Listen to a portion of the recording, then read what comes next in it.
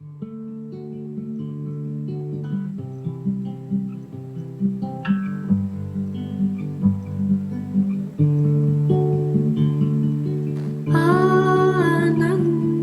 ji, beloved Father Guruji, Ananta ji, beloved Father Guruji, I bow at your lotus feet, I die at your lotus feet, my heart belongs to you.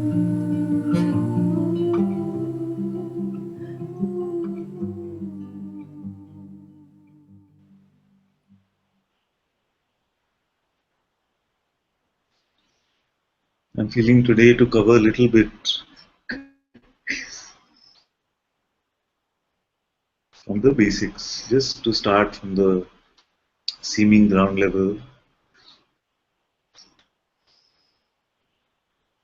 and then see what moves from there. So what is actually going on here? What is actually going on here when we say satsang, when we say coming to your own truths? We say things like this. What is going on is that it seems that one who comes into satsang comes with the sense that I, as a person, am here to get some peace, joy, which lasts. Because I, as a person, have found that I've tried many different things and I don't seem to get this happiness, peace, and joy which lasts. Yes, I've had glimpses of this. And I come and I go through these glimpses and I feel that it will last through relationships, through money, through healthy body. We feel that something will last, but it never does. The world keeps changing. Everything around us keeps changing. This body keeps changing. Our relationships keep changing. You see? So it doesn't last. So the person says, I give up on all of this. I give up on all of this stuff. And I want to find some everlasting peace. How do I get this? And then we must have heard from somewhere, or we must have read somewhere, or we must have seen a video or something. And it seems like here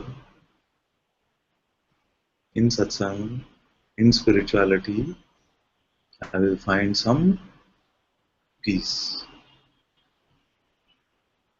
You can call it peace, you can call it freedom, you can call it liberation. But basically, this one comes into satsang looking for some stability. It's tired of the ups and downs of life, typically. Then what happens?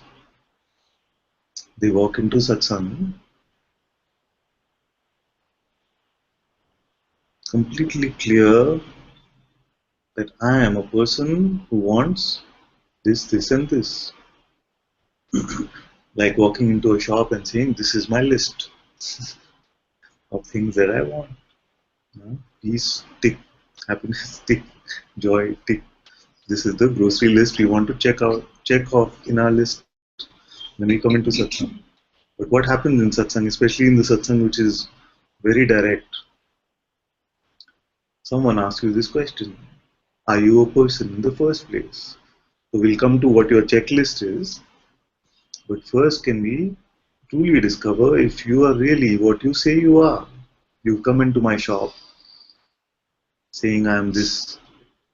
Can I have some evidence of this, which you claim that you are? And this question is asked first straight off. state of this question is asked. For some, this question is too strong. No, no, no. I'm here for my checklist, and you're asking for my ID. I'm willing to pay. You see, I'm willing to pay for my checklist. Tell me what it takes. We say, no, no. First, before we get to what you feel must happen here, let's become clear about this identity which you claim to profess. I am this person that wants something. So it is this initial openness to this question, to question our identity, which seems like is the most time consuming aspect of satsang. See? All the effort, all the seeming effort is to get us to look for this identity and to take the focus away from our shopping list for some time. Now, if someone after this kind of directness still stays in satsang, then what happens? Then there seems to be a phase of dissolution. All these ideas start to get dissolved. As we start looking for the person, we start realizing the irrelevance of all the beliefs that we have carried about ourselves. Because all these concepts are just attached to something that does not exist. And every time when we check and we don't find who is the one, who is the one even who wants peace, who is the one that wants happiness, we don't find this one, then the force of desires, then the force of wanting, force of running from things, all this starts to abate because we cannot find the center of desire. We cannot find the one who has all of these expectations. See? So a lot of this dissolution can start. It can look very different. In every expression, it can look different. Some will laugh through all of it, some will cry, some will sit seriously. But basically, this is what is happening. Every time we check and look to find the person, we cannot find. And there can be a period where we are just stunned. How could it be that we were in this belief for so long, belief of being a person, and here when I'm looking, I just cannot identify it. Cannot identify the owner of this body, cannot find the one who has relationships, cannot find anyone who wants security or anything at all.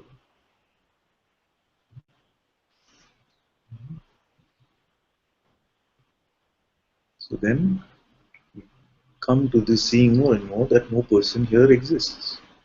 There is nobody here to suffer.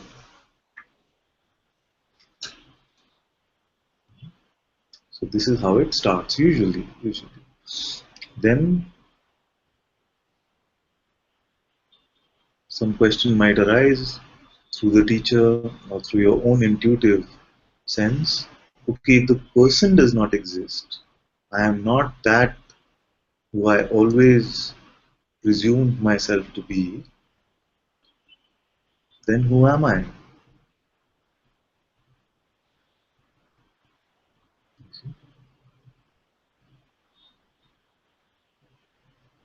And it is great auspiciousness if this question arises.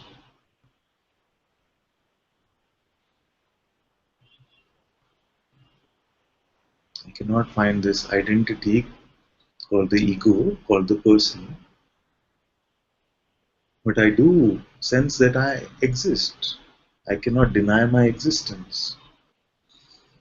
Only I am confused now about who I am. What is it that I am? Then the teacher says, just look at what is here. Unchanging, unmoving, what is here.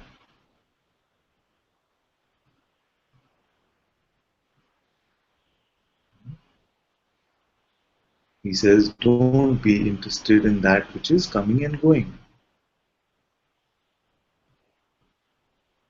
Because if God is real, if the self is real, then it cannot come and go.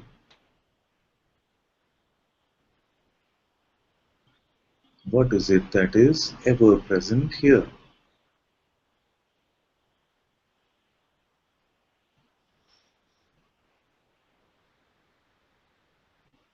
And then we realize that that which is ever present is my own sense that I exist. I am. Not the thought I exist, not the thought I am.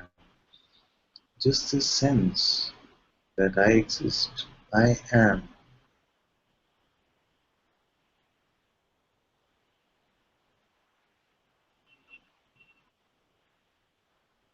Therefore, the teacher says, can you stop being now?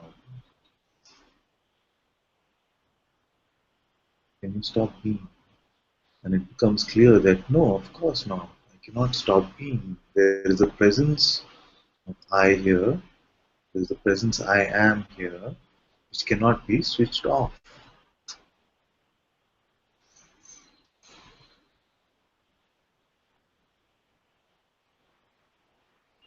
And then we can say, I am this. This is always here. I am that I am. This is your own self-discovery as God, because it is God who said, I am that I am. But the label is not important.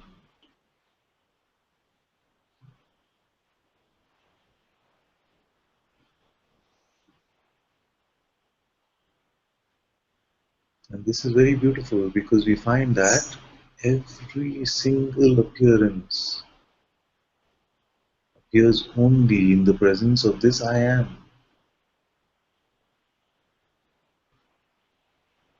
So this I am, it is revered in all traditions. All traditions. You can call it Om, you can call it Atman, any consciousness, being, God, self, many even call it self. So this, we come to this beautiful point of discovery, and most traditions they stop here. Actually, it is enough. Come to this discovery, I am that I am.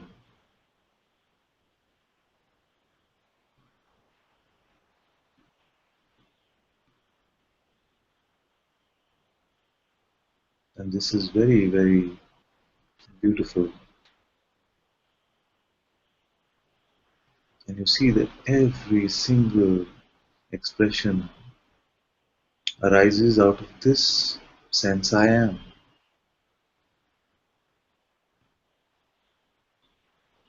Every single expression, even the expression of different forms of God Himself, are just a expression from this I am.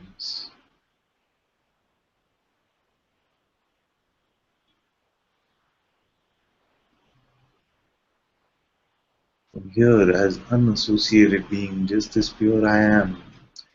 If there is an urge for Krishna to be here, then consciousness itself appears to take the form of Krishna and is here now, even before now.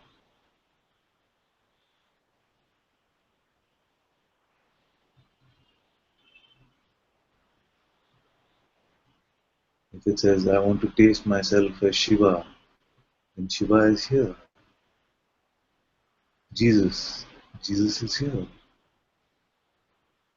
Consciousness is completely unlimited.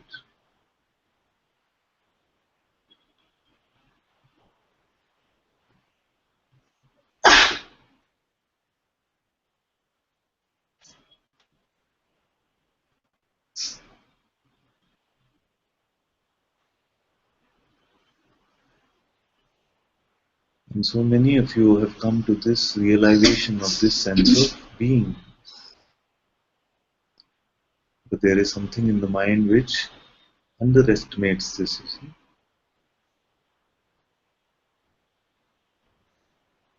Taste the beauty of this beingness.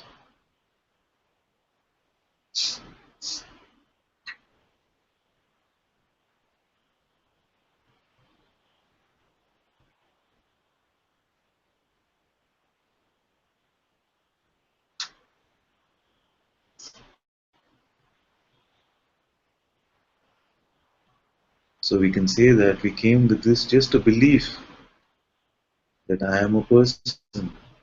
Started off with just a belief. I'm coming to the discovery that I have always been this presence of God.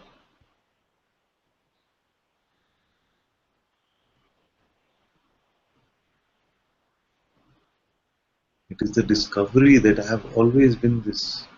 Not that I have now become this after satsang, that I have become something. Always been this.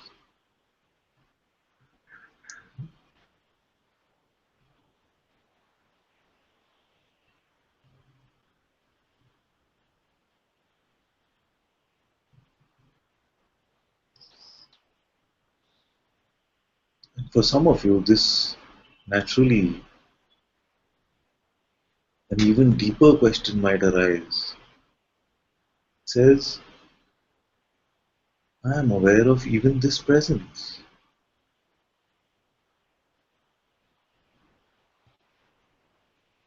Even this presence of I am aware of. There is awareness of this being.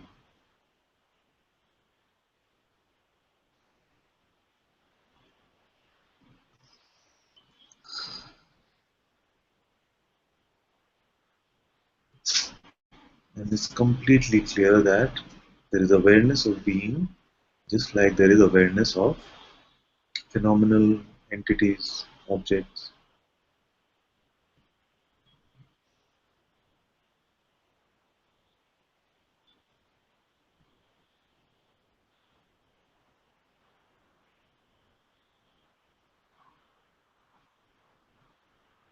Therefore, we can say that it is the same to say I am aware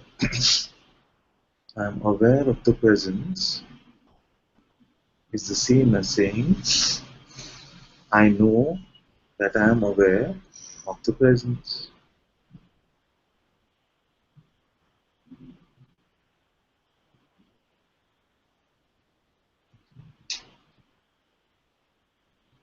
Which is the same as saying I am aware that awareness is here. Otherwise, we would not say I am aware of the presence. You know that there is awareness of presence. It means you are aware that there is awareness even of presence.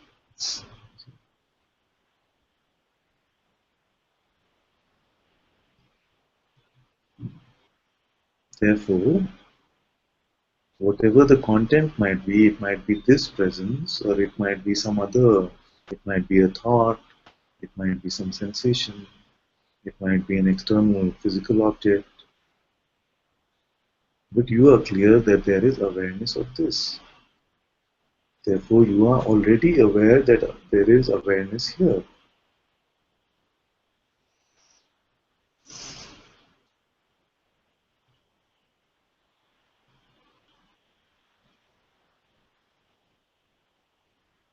To be able to say that I am aware means that you know it.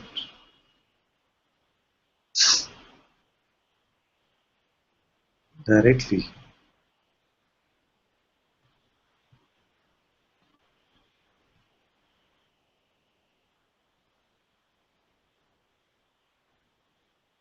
For you, this is the simplest thing, and for the mind, it is the impossible thing because there is no phenomena which is experienced.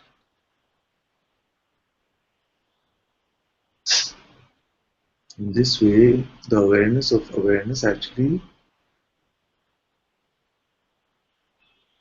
is the only non-phenomenal experience. Comes only the only other thing which comes close to this is the experiencing of time. You do not taste it phenomenally, yet you are aware of the movement of time. In that way, at least you can experience it. But for awareness, being aware of itself, even the movement cannot be checked. It's just simply here.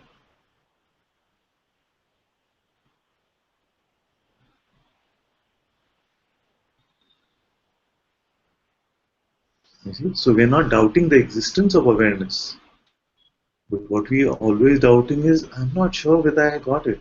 And yet, in that same instant, we say, yes, there is awareness of object, there is awareness of something. That means it's clear that it is awareness of.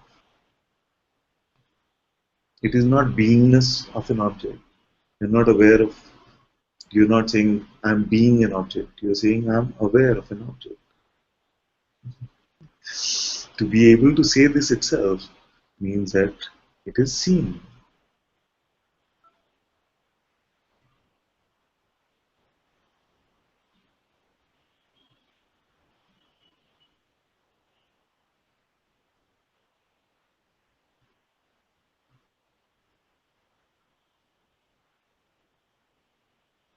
It is seen that I am aware, that I am aware. I know that I am aware.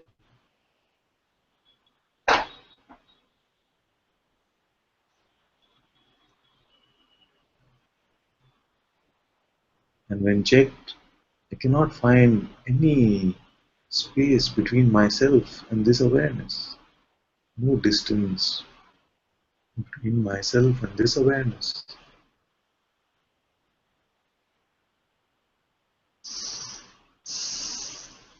I find nowhere where awareness is not.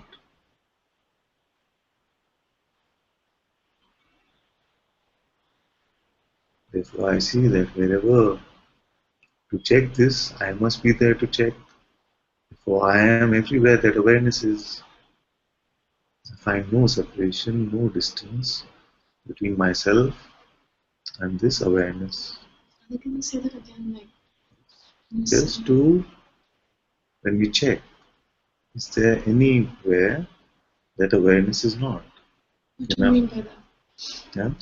Do you mean wherever I am, there's awareness? Yes, the same thing. So we can say that to say that I am here means that there's an awareness that I am here. So we cannot now find any difference between saying I and awareness. So this sense of difference or some separation between myself and awareness itself we cannot find.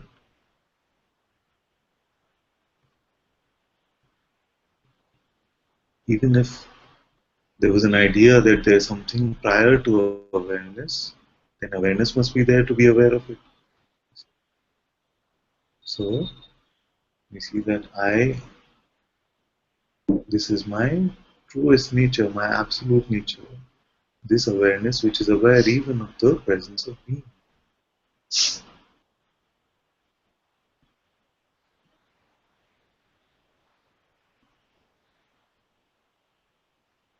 Now the mind will, if it's got some energy left, it will pull all the stops. And it will be things like, I don't get it still, but so what? Nothing really happened. How does this help you? All this kind of resistance can come.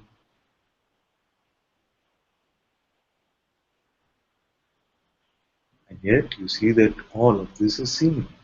I am aware of all of this. And it is just coming and going, and I am still here. Whatever the appearance might be, it is coming and going. And I am just aware of it. It really does not touch me. Nothing happens to me, no matter what the appearance is. This awareness remains untouched, unmoving through time and space. The play of time and space happen inside me actually.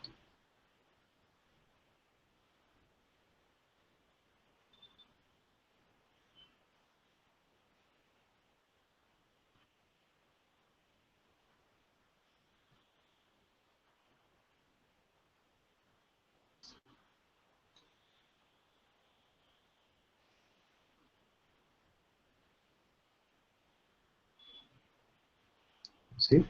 So we started off with a belief, with no evidence, just a belief and very circumstantial evidence that I am a person. Then we said, I find no person. When I look, I find nothing, no person is here. And yet I cannot deny my existence. That I am here, I cannot deny this. Therefore, I must be this presence. I am.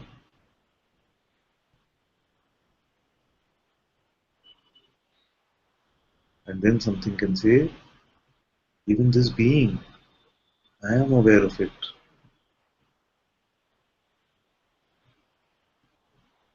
I am aware that there is something called awareness of this being.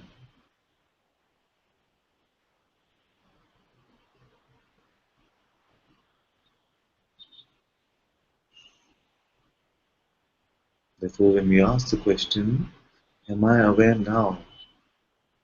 It is simply seen that awareness is here.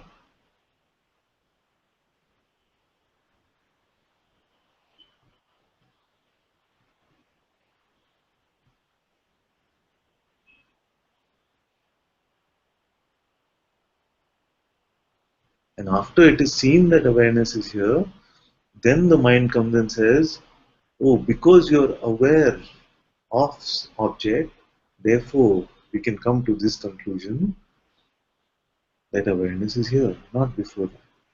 But see what is actually happening. There's already awareness of these thoughts. That means you see that there is awareness of these thoughts. There is awareness that there is awareness of thought. There is awareness that there is awareness of being.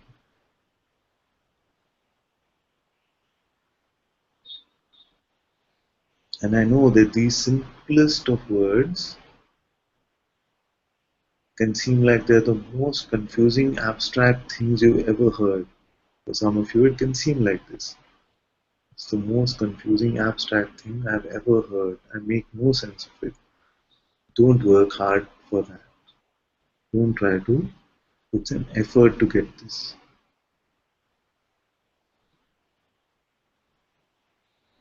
Let these words unfold on their own in your heart. So don't, when you do the inquiry, don't do it with a sense of, I must get it. I must get it. Because it will always come at the end and say, no, still you didn't get it. So I must get it. The get it must come only as confirmation from the mind. And the mind has no idea about this. We left it far behind. It is just another projection of beingness. So we left it far behind.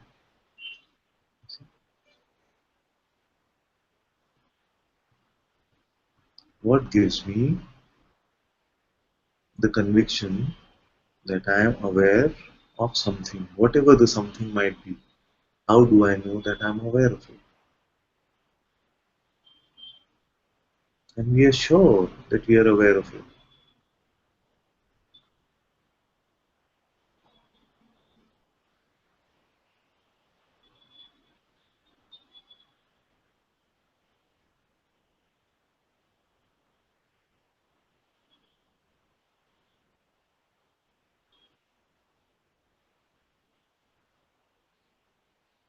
Whatever it is that you might see, you see first that there is a seeing of it that is happening. It is the content which is moving, the seeing itself is not moving.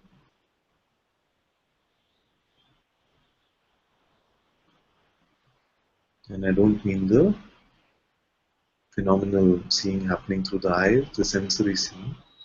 I'm talking about this pure perceiving, this sense of being aware.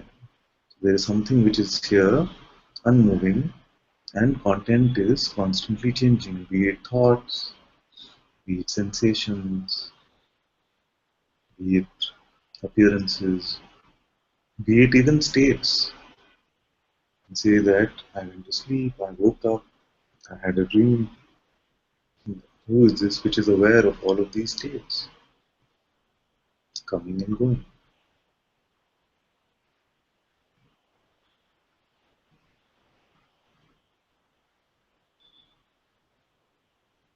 So what happened now?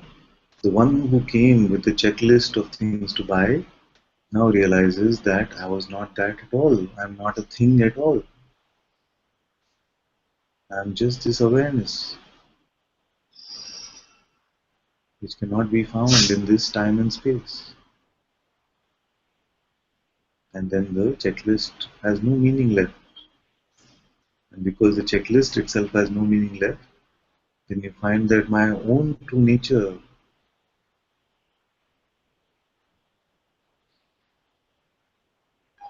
is here, which is unmoved by the presence of any states. And you find that all of this love, peace, joy appear in my service.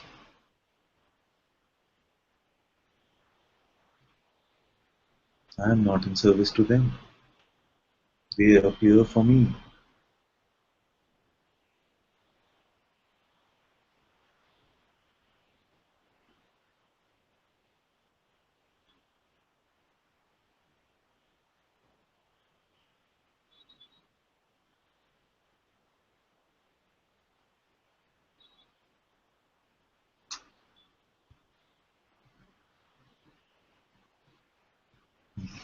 So we can say that nothing happened through all of this because this one was always this awareness.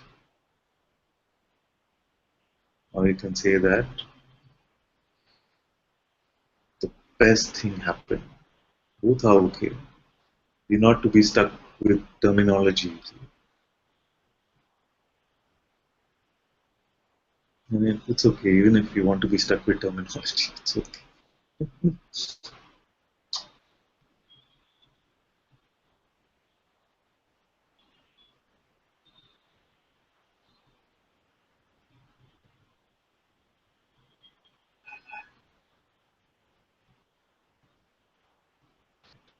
come to this true seeing that I am this seeing itself, to come to this awareness of awareness itself.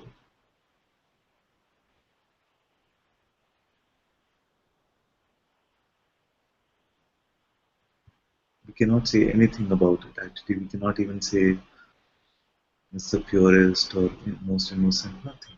No attribute makes sense here.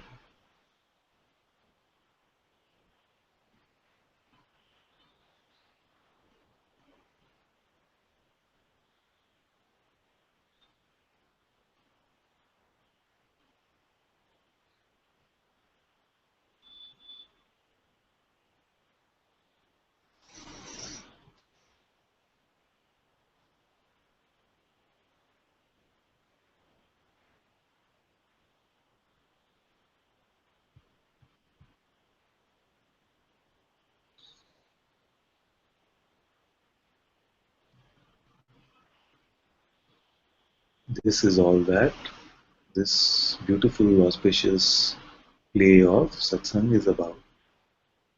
The rest is just the sideshow.